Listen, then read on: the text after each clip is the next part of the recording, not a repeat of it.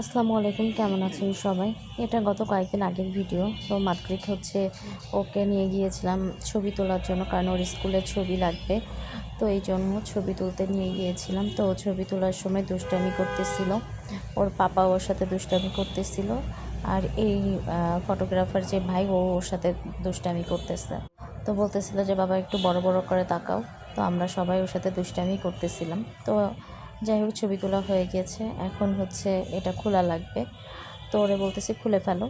তো বলতেছে যে না, এটা পরেই বাসায় যাই, সাদা শার্ট পরে। তো আমি বললাম না, সাদা শার্ট পরে বাসায় যাওয়া যাবে না, তুমি খুলে ফেলো।